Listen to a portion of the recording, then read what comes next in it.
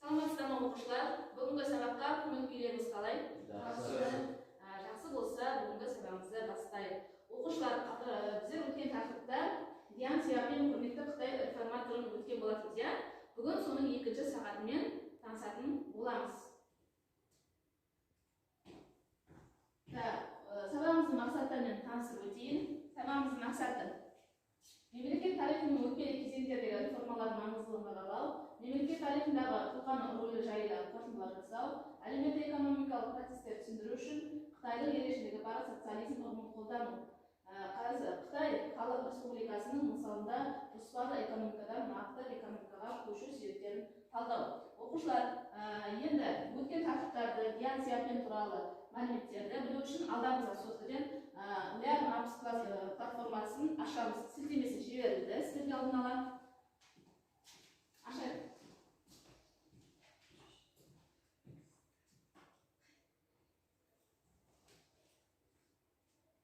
Ашып жатыр ма оқушылар?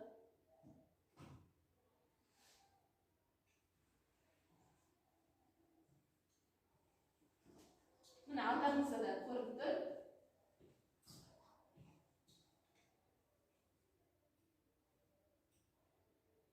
Ашықта келіп сәйкестендіре қойып. Келе қойыңыздар.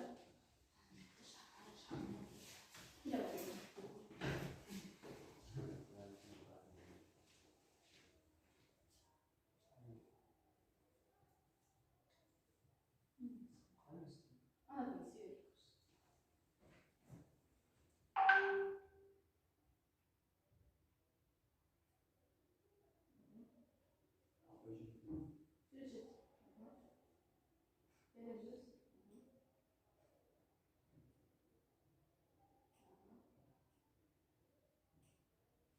Дұрыс па оқушылар?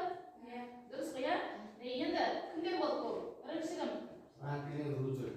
Франклин Рузвельт. Екіншісі Дэн Сяопин. Үшіншісі Шарль де Голль. Ал осы үш ғалым туралы өзіміздің пікірімізді, ойымызды білдіре қояйық. Айта қояйық. Дэн Сяопин Байфан елінде дүниеге келген. Ол отбасында ауқатты өмір сүрген, өзінің мемлекетіне бақыт пен мемлекетіне үлес қосқан. Жақсы, рахмет, ұмыт оқын. Арсен. Франклин Рузвельт жер иеленуші кәсіпкерлердің отбасына дүниеге келген. 1899 жылы мектепті бітіріп, 1904 жылы Гарвард университетінің колледжінің аяқтап, 1904-1907 жылдары Колумбия университетінде заң ғылым бойынша білім алған. Рахмет, Арсен. Үшінші адам туралы. Айта қойыңдар. Шарль де Голль Лиль қаласында Иезуит колледжінде философия мен әдебиет пәнін мұғалім беріп, отбасын дүниеге келген. Орта білімді бітіргеннен кейін ол соғысқа қатысып, сосын 1945 жылы Францияның өте білікті кісілердің біріне айналып, сосын 1927 жылы Францияның президенті болады. Жақсы, рахмет, Аннабек. Оқушылар, бірімізді бағалап жүріп, Нұртұлқынның жауабынан бағалап жіберейік. Жақсы. Жақсы, иә? Арсеннің? Жақсы. Аннабектің бағасы? Өте жақсы, иә? Рахмет. Өткен тақырыптарымызды естеріңізге түсіріп отырсыздар. Енді оқушылар, алдарыңызда топты жұмыс жасаймыз. Алдарыңызда үлкен секіріш, яғни үлкен секіріштің кереуі. Біздер өткен тақырыпта бұның бәрі есімізге түсірген болатынбыз. Үлкен тақырыпта өткен болатынбыз. Енді осыны қайдана есімізге түсірейік. Үлкен секіріштің кереуі, яғни үлкен секіріш. Бұл бағыт дейтін Диан Сияпеннің бағыттары, иә?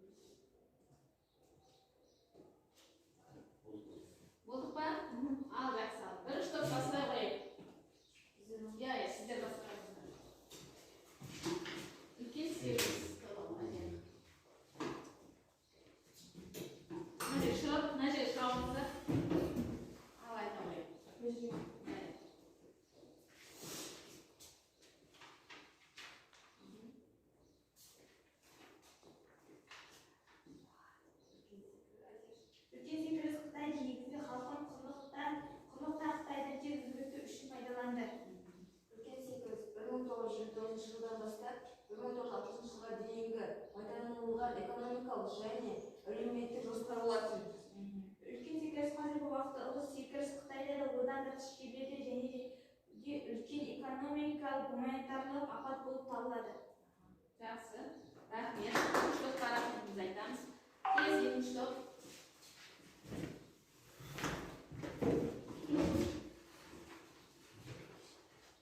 Үлкен секіріс период. 1949 жылы 1 қазанда Пекинде Қытай Халық Республикасы жарияланды. Билік басына Мао Цзедун болды. 1949-1952 жылдар аралығында. 1959 жылда Қытай мен КСР ортақ келісім келді. Осыған орай КСР 256 ірі кәсіпорындар салып берді. Жақсы, рахмет. Екінші топқа да рахмет айтамыз, иә? Бірімізді бағалап жіберейік. Бірінші топ, екінші топты бағалап ойыңыздар.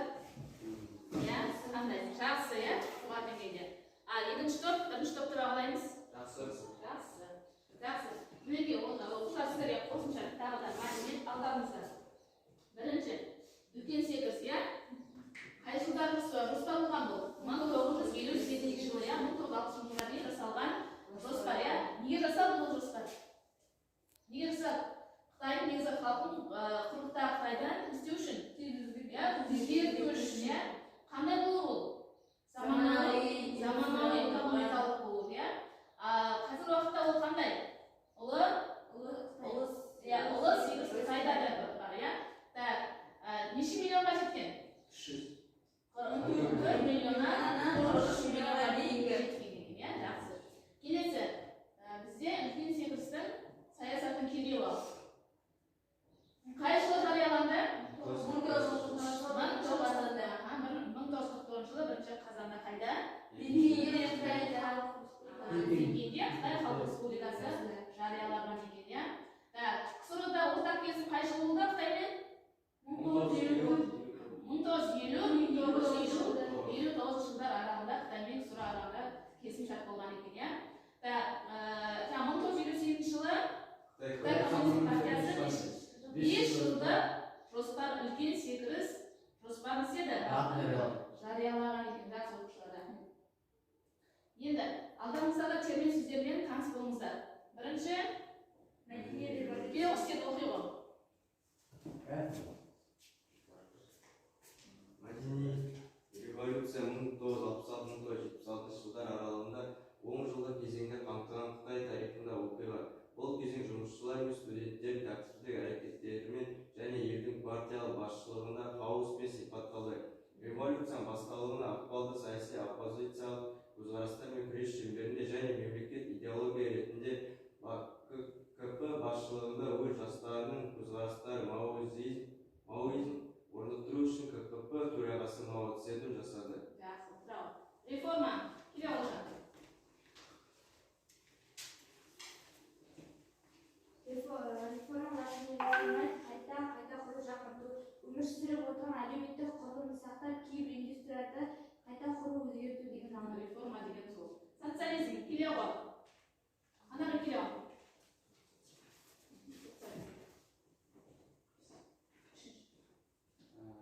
Социализм латын социалист қоғамдық әлеуметтік әділеттілік пен теңдікке негізделген мақсаттар мен мұраттары социалистер қоғам орнауымен байланысты ілім. Жақсы, рахмет. Енді оқушылар, алдарыңыздағы WordPad программасын аша алыңыздар. WordPad программасын аша алыңыздар.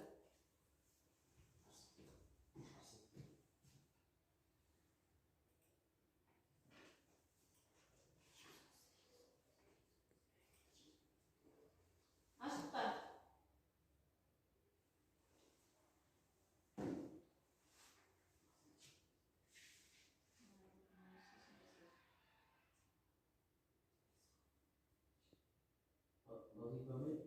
Басылыш.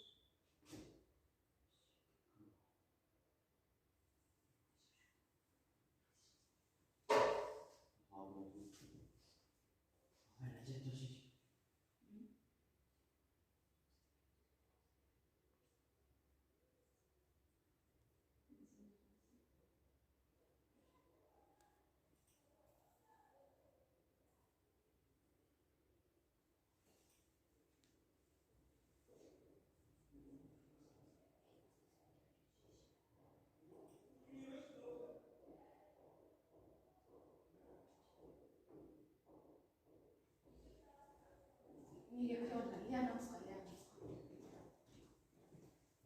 Лианамызға кіре отыр. Ана шықты, Лианамыз.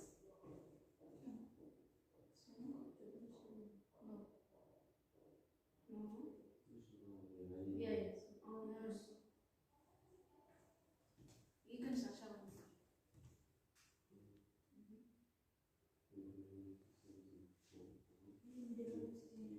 жаңа айтмайды, иә?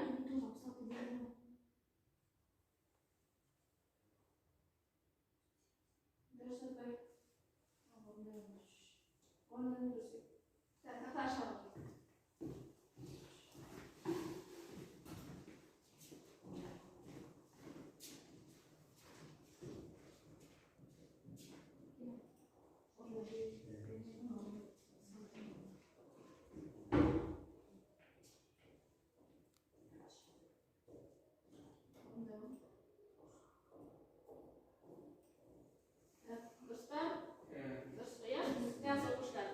Келесі енді бізде тапсырма сіздерге алдыңызға топташымыз Қытайлы ерекшелігі бар социализмге топтастырарыңыздар ұқсат етеді.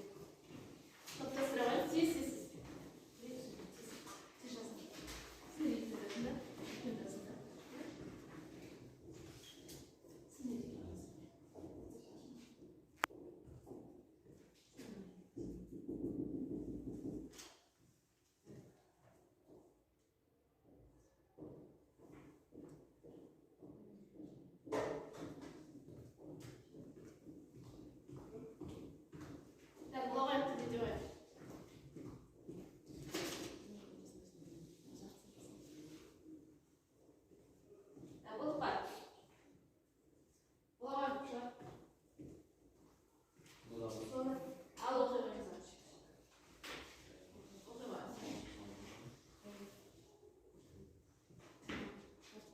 Қытайдағы ерекшелігі бар социализм халық табысы артты, білім беру жүйесі жетілдірілді.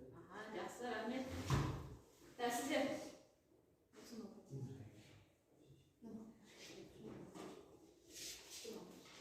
Қытайда ерекшелік социалистік мәдени саласы мен тұрғын үй саласында реформа болды. Жақсы. Екіншісі? білім беру жүйесі жетілді. Білім беру жүйесі жетілді. Енді оқушылар, осы бүгінгі сабақта Ян Сяопин туралы не білдік? Ал жазайық.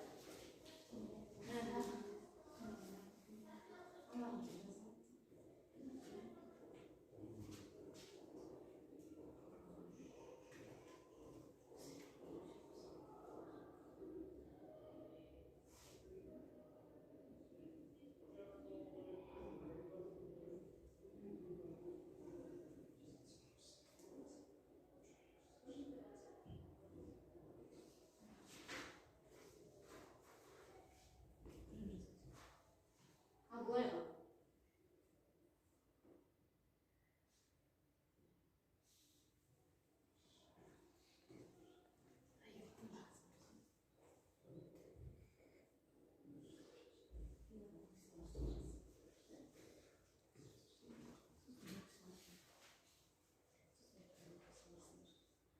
Болдық па?